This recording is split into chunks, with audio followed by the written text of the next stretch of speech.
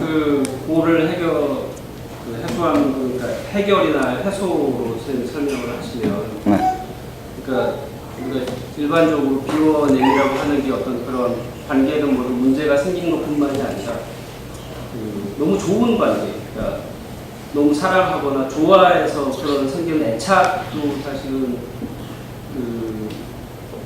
비워내의 대상이 만약에 불교에서는 그런 걸 가지고 비워내의 공의 대상이라고 한다면, 그런 어떤 우리가 일반적으로 문제로 인식하는 그것을 해결해야 될 문제로 보지 않잖아요. 네, 어렵게 들어가면 그렇게 돼요. 그러니까 이걸 해결해야 할 대상인 건지 해결하지 말아도 될 대상인지를 구분하는 이 재주도 있어야 되거든요. 그러니까 이건 또 판단력의 문제인데, 그래서 이제 수도가 어려워진다니까요. 그러니까 알아차림하기가 그렇게 어려운 이유는 내 마음에 뭐가 있는지 알아내는 것도 어렵고, 그 다음에 뭔가 있는 것 같은데 이게 좋은 건지 나쁜 건지 또 구분하거나 판단해야 되는 것도 어렵기 때문에 더 어려워져요, 이게. 이제 제가 돌아다니는 저 꼬맹이를 너무 사랑하고 좋아하는 마음에 대한 것도 이를테면 문제가 아니라 어떤 일정한 거리두기라고 하는 게 필요한 게 아니라, 그래야 건강한. 다른 데서는 모르겠는데 여기서는 반드시 해야 돼요. 반드시 해야 되는 이유가 뭐냐면, 네. 마구론이 들어가는데, 이렇게 되면 이 마구에서 뭐가 문제가 생기기 시작하냐면, 이게 이 원리가 있다가, 고단자든 저단자든 간에 누군가든 마구가 했을 경우 무슨 일이 벌어지냐면 내 마음이 아파지게 돼 있어요. 그러니까 심장이 힘든데 이게 동력이 필요하거든요. 내가 어떤 마구를 안 했는데 마구를 하게 되면 결국은 이 사회에 어떤 의미 있는 어떤 일이 벌어지기 원한 거잖아요. 근데 그 벌어지기 원했을 때 그 에너지는 어디서 나와요? 어쨌든 세상에서 어떤 일이 이루어진다는 건 물리적인 현상이라고. 근데 그 물리적인 현상을 일으킬 동력이 어디서 나오냐고. 그 동력은 내 심장에서 나온다고. 근데 그 심장이 움직이게 만드는 방법이 고통이에요. 그랬을 때 그 고통을 가장 쉽게 주는 방법이 뭐냐? 넘어뜨리는 거예요. 오다가 엎어지면 심장부터 움직일 거라고요. 그래서 아까 방해가 네, 그러니까 이게 그래서 거리를 반드시 두는 거 연습을 하거나 이걸 해야 돼요. 약점을 파고 들어간다고요. 가장 쉬운 방법이 들어가는데 어려운 방법으로 하지 않는다고. 그래서 여기서는 딴 데서는 모르겠는데 여기서는 반드시 그러니까 도하고 덕을 구분한다면 굳이 이게 마구를 덕행이라고 하고 수도는 그냥 이렇게 상승되어 올라가는 거라고 단순히 이렇게 얘기하면, 수도만 했을 경우는 별 문제 없어요. 도 닦는 건 뭐 애착이 있든 사실 고통이 있든 뭐가 있든 사실 별 문제 없어요. 그냥 도 닦을 수 있어요, 사실은. 근데 덕으로 넘어갔을 때 이때 문제가 생겨요.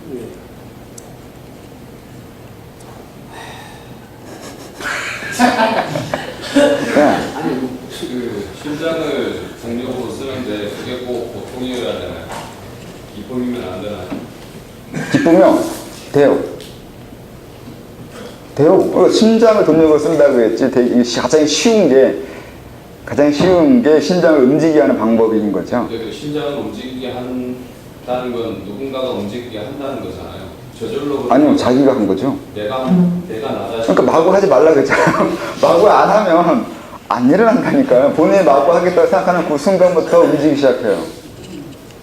그럼 본인이 어떤 그 설정하기에 따라서 기쁨으로 바꿀 수도 있지 않을까요? 네, 근데 그게 기뻤을 때, 기분이 좋았을 때 벌어지는, 그러니까 그걸로 하는 일과 슬플 때, 힘들 때, 그런 고통이나 아픔으로 하는 일은 달라요. 그 상황이 다른 건가요? 네. 정도가 다르죠. 종류가 달라요. 장르가 틀린 거예요. 네. 강도는 대개는 그 시기, 그러니까 얼마나 빨리 일으키게 할 거냐가 돼요. 빨리 하게 할수록 더 힘들어요.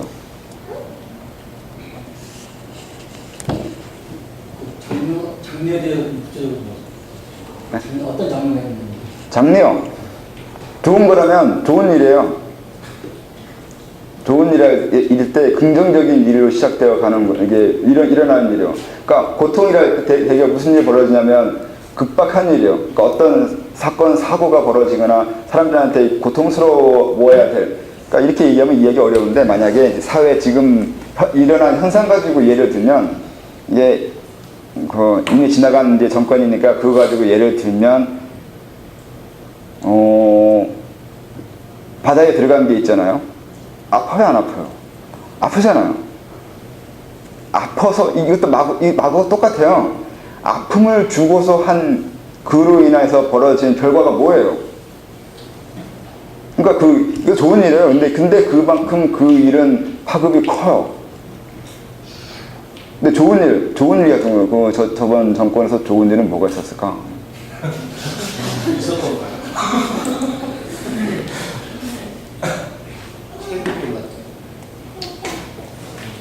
근데 좋은 일, 나쁜 일, 그 내용, 그 개념도 시간적인 영역에 따라서 계속 바뀌지 않습니까? 시간적인 의미로서 계속 바뀌냐고 하면 이게 좋은 일일 경우는 어떻게 하는 거냐면 이렇게 할 경우가 되게 많아요. 그러니까 어떤 내가 마구를 하게 될 경우 일종의 그걸 장르 구분이 있어요. 우선 장르 구분을 할 때가 있어요. 내가 어떤 마구 할 거냐가 있어요. 그러니까 하나의 마구만 하는 게 아니라 이제 만약에 내가 문화, 그러니까 연애 방송, 연애 문화라고 뭐라고 그러죠? 이게 예술이요?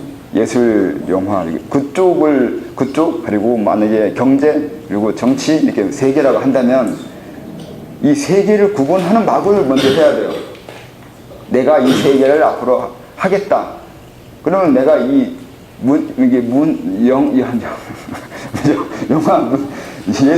예술 문화에 해당하는 마구를 스타트할 때가 있다고요. 이거 되게가 좋은 일로 시작해요. 정치를 해야겠다 할 때도 좋은 일로 시작해요. 그러니까 어떤 것을 처음 스타트할 때 이 장르를 내가 앞으로 해야겠다고 정하는 그 시작은 되게가 좋은 걸로 해요. 게다가 어떤 걸 한다고 했으니까 만남이잖아요. 접촉이라고.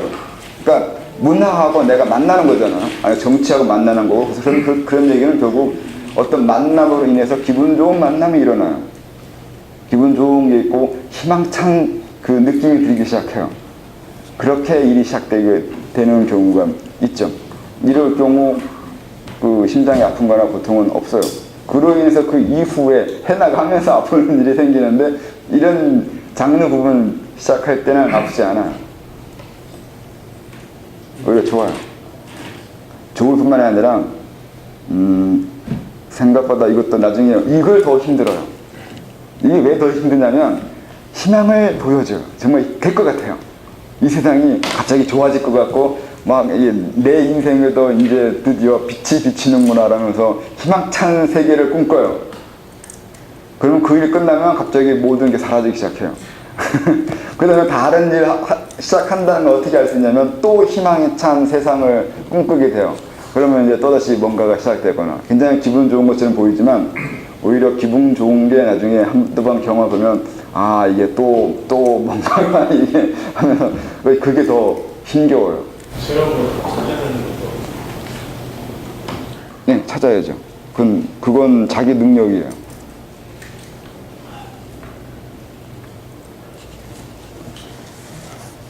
다시 돌아가시는데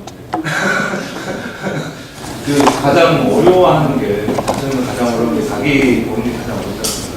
심리적인 거, 아까도 심리적인 거가 가장 크지 않습니까? 그런 거 아까 선생님께서 말씀하신 것도 아버지가 없는 것 때문에 그냥 저게 있으셨잖아요. 그런 식으로 어떻게 극복하거나 좀 좋은 방향으로 할 수 있는 것가 있을까요? 우선 극복은 안 돼요. 저보면 저라고 극복했겠냐? 뭐 안 하셨대요? 네, 극복은 되지 않아요. 다만 이걸 그로 인해서 최악의 경우까지는 안 가려고 애쓰는 거죠. 그러니까 감당하면서 가야 돼요.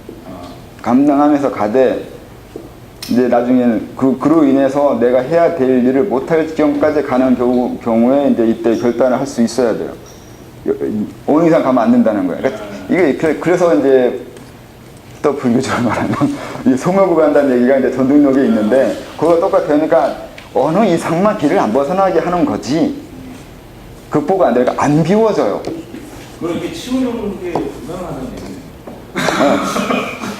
아니, 그러니까 이게 왜 내가 이걸 오늘 강의 끝난다고 해서 이 책이 어느 날 사라지냐고요. 책장에 꽂혀요. 그 다음에 또다시 네, 어느 한 곳에 이제 딱 쟁여놓는다고요.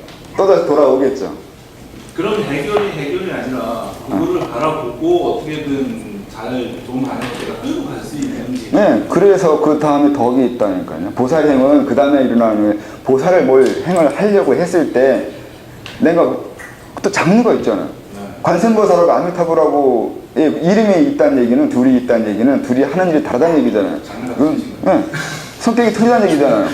한 인간이 같이 하고 있는 건 아니잖아요. 내가 뭐 관세음보살 이 얼굴 여러 개라고 해서 이 얼굴 아미타불 이 얼굴 뒷장보살은 아니잖아요. 그러니까 그들도 성격이 있다는 거잖아요. 또 자기가 잘할 수 있는 게 있다는 게 되어버린다고요, 이게. 그렇게 되면 쟁여놨다는 거죠, 성격이.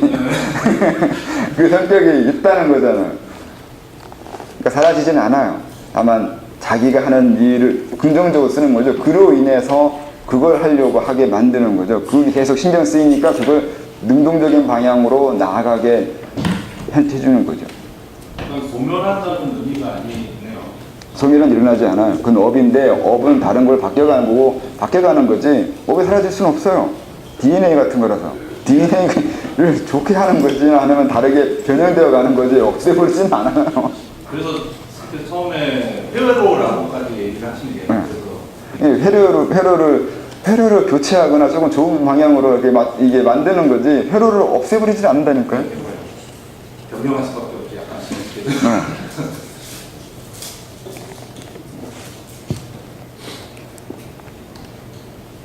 어떻게 하면 이거 빨리빨리 같이 나갈 수 있을까? 이게. 그냥 쭉 읽으시면 처음엔 그럴 생각했는데 읽다가 후회했어요. 읽기 시작할 때부터 이런 식으로 읽다가는 내가 죽겠구나. 네? 그런 재미가 없어요. 다 죽을 것 같아.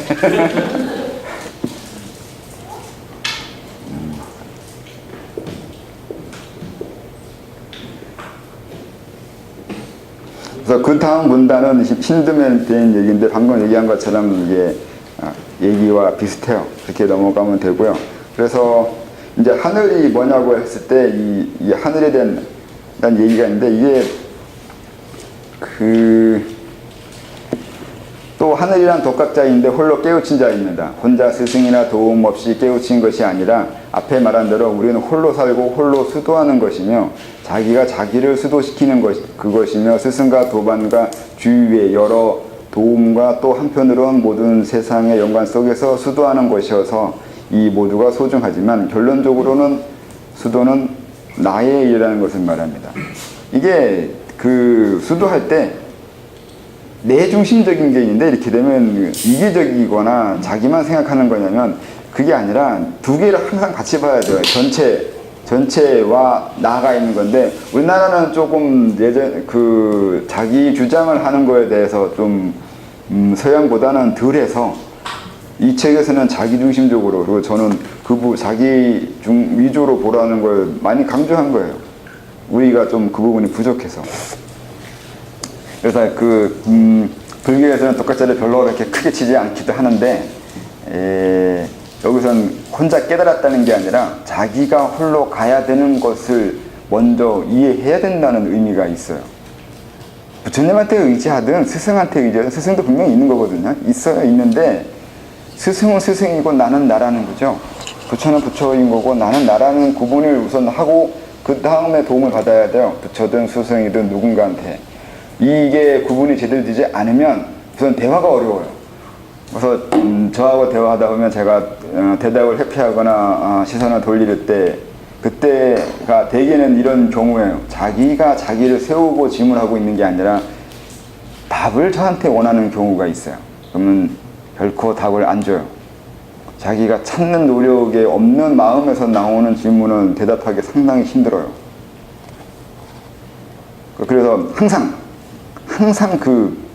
저한테 질문하거나 저한테 말할 때 그게 있어야 돼요. 그 홀로 자기가 세워지려고 말하고 있는 건지 저한테 의지하려고 말하고 있는지 거기에 전 엄청나게 민감하거든요. 그래서 이게 중요해요. 자기 그리고 전체, 나 그리고 스승, 나 그리고 부처, 나 하고 아니면 하늘이 혼자 서는 걸 먼저 한 다음에 하늘이 되는 거거든요. 하늘도 혼자 있거든요. 항상 하늘도 외로워요. 굉장히 혼자 있어서.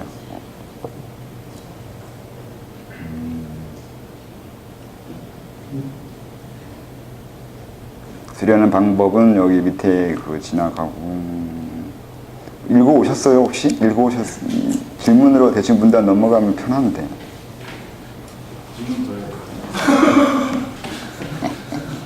그냥 넘어가고. 자천원리요. 이 머리는 성에 해당하는 거잖아요. 지식적인 걸 말하는 걸 텐데, 이게 머리 그리고 가슴 그리고 배, 이게 설명이 좀 어떻게 해야 되냐가 있는데,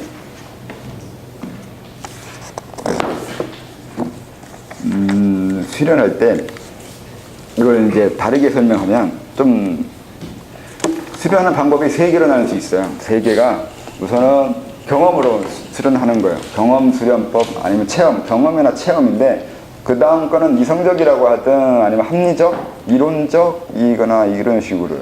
또 다른 방법은 신념이요.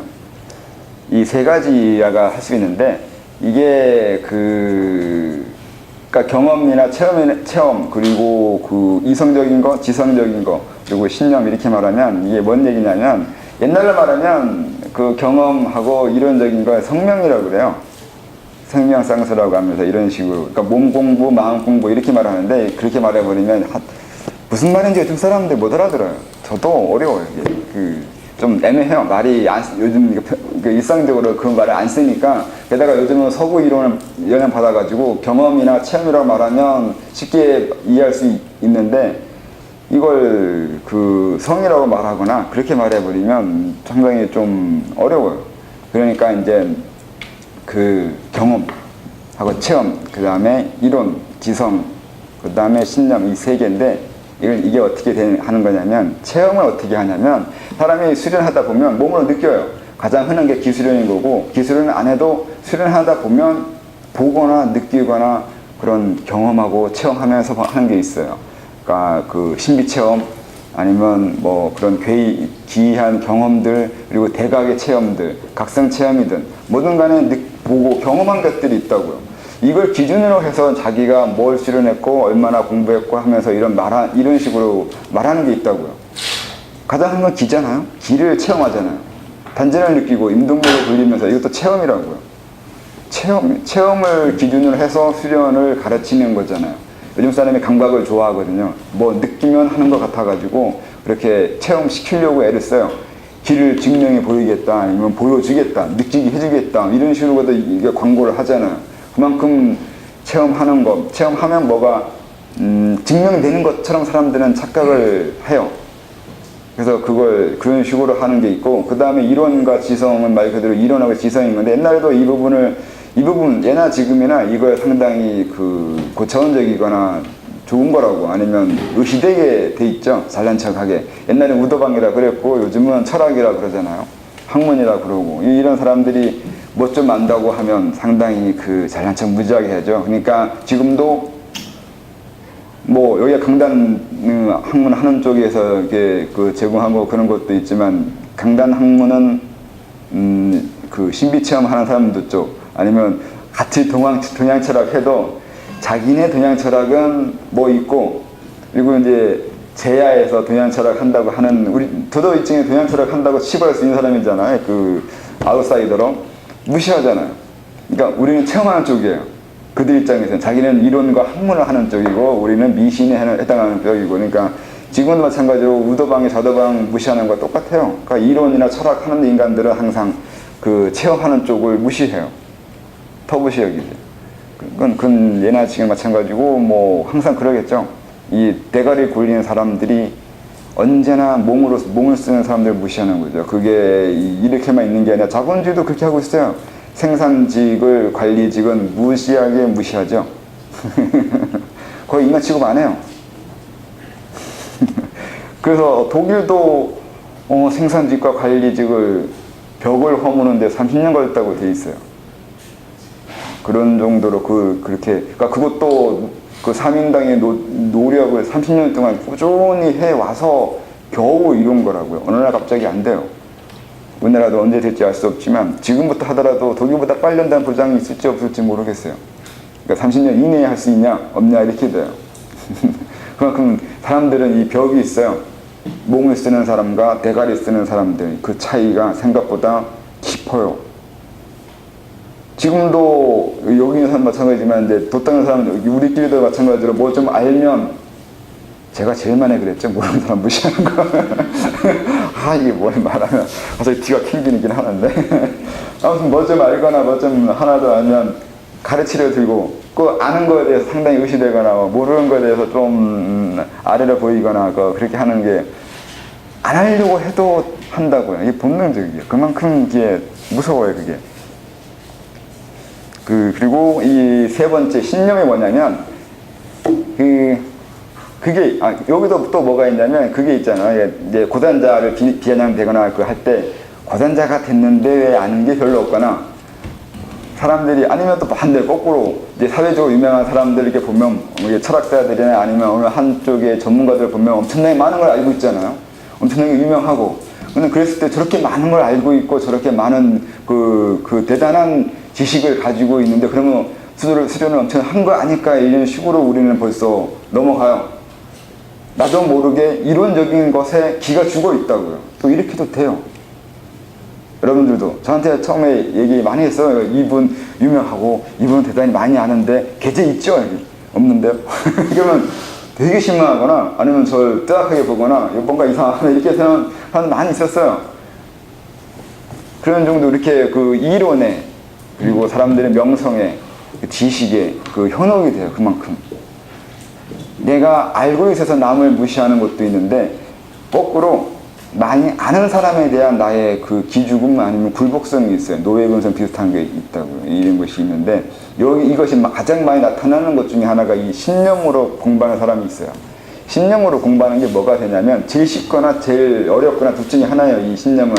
왜냐면 도나 뭐 둘이거든요. 쭉 올라가거나 아무것도 아니거나. 그래서 이 제일 쉬운 건 그러니까 이게 의지라고 하거나 신념으로 올라가는 건데 도가 뭐냐 단전이 뭐냐 아니면 수련을 어떻게 하는 거냐 어떤 식으로 하면 가르치려면 가르쳐주지도 못하고 설명도 못하고 말도 못하고 아무것도 몰라요. 근데 돈이 있어요. 이렇게 되면 이제 되게 헷갈려 해요. 이건 뭐 종교라고 아니, 뭐 종교 가진 사람 치고 제대로 공부하는 사람 없던데. 그래서 그게 도냐 뭐가 된다니까요. 사실 뭐가 많아요. 도가 많아요. 죄송합니다. 그러니까 진껍데기가 많아요. 근데 이걸 제대로 배우면 쉽게 올라가는데 왜냐면 안 따지잖아요. 이론 모르잖아요. 모르고 가는 게 편해요. 알고 가려면 머리에 아는 게 얼마나 많냐면 결국 아랫말이다 그런다고요. 여기는 책 이게 다 지식 수도하는 방법을 써 있다고 생각하잖아요. 써 있기도 하고. 근데 이게 여러분들 공부하는 것에 1차적으로 방해해요. 이 방해하는 것에 이 신념으로 갈 수 있는 사람한테는 가장 걸림돌이 이거예요. 왜냐면 나는 할 수 있을 것 같은데 또 가는 것 같은데 이제 이걸 아는 사람이 대뜸 물어보거든요. 이 책에 이렇게 나오는데 이게 뭐냐 물어보면 모르겠는데 이렇게 말하면 너 공부 잘못했다 이렇게 나오거든요. 벌써 아는 사람들이. 그러면 그런가? 그러면 갑자기 자기 의지가 한번 꺾기 시작해요. 이렇게. 그래서 어설프게 아는 사람이 사람 잡아요. 항상. 그래서 그래서 이 신념이 가르쳐주기도 어려우기도 하고 좀 하기도 어려운 건데 쉬운 사람도 있어요. 보면 가끔 있어요.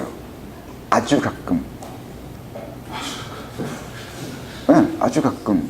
아주 가끔이 얼마나 가끔이냐 이렇게 말하면 옛날 사람은 그냥 그거 100년에 한 번, 1000년에 한 번 이런 식으로 이제 얘기를 해요. 100년에 한 번 날까 말까 이렇게 말을 하죠. 근데 여기 배 수련, 머리 수련, 가슴 수련에 그런 의미가 조금 있어요. 그러니까 머리 수련이 대가리로 이제 이론적으로 보는 건데 여기 현실에서는 가장 잘난 척을 하는데 이쪽에 이제 제가 보는 바에서는 가장 가르치기 힘든 사람이에요. 너무 많이 알아요. 너무 많이 하는, 제대로 알면 좋은데 이상하게 알아내요. 그러니까 그들이 제대로 알았다면 서양 철학자만큼은 많이 아는 사람 지금 이 지구상에 없어요. 그들 철학이라는 게 엄청나게 위대한 거거든요. 근데 제대로 공부하는 사람은 도가 없어요. 계제가 안 올라요, 걔네들은. 이게 그 이유, 그러면 그들을 도를 모른다고 할지 모르는데, 아니에요. 그렇지도 않아요. 얘네들도 신비한 문헌들 다 봐요. 안 보는 게 아니라, 뭐, 에크하르트의 그러니까 이쪽 다른 계통의 그 전통이 내려온다는 것을 얘기해요. 이 드레이도 얘기하고, 푸코도 얘기하고, 다른 전통이 내려온 거예요. 푸코가 쓴 것 중에 영혼 철수, 그리스인들이 했던 이런 것들에 대해서 설명해요. 수도를 알고 쓴 건지 모르고 쓰는 건지 헷갈리게 쓰는 것들이 있어요. 수도를 모르는데 써는 거 보면 이건 수도하는 얘기인데 이거를 알지도 못하면서 잘 써놨어요. 들리지가 쓴 거 이렇게 보고 있으면 이것도 이상하네. 그런 정도로 이미 된다고요. 근데 안 된다고요, 그게. 그러니까 그 이론을 아무리 많이 알아도 도와는 전혀 관계 없을 수가 있어요. 제대로 알지 못하면.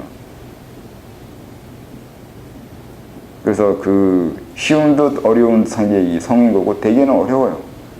그러니까 이론적으로 수련해서 어느 경지를 넘어가려면 해결을 해야 돼. 이론을 해결을 해야 돼요. 그렇지 않아요? 이론은 이게 이거고 저게 저거고 저거 어쨌든 일관성 있게 쭉 뭔가가 이 짜임새 있게 설명이 돼야 될 거 아니에요. 근데 여러분 이론 공부 해봤어요?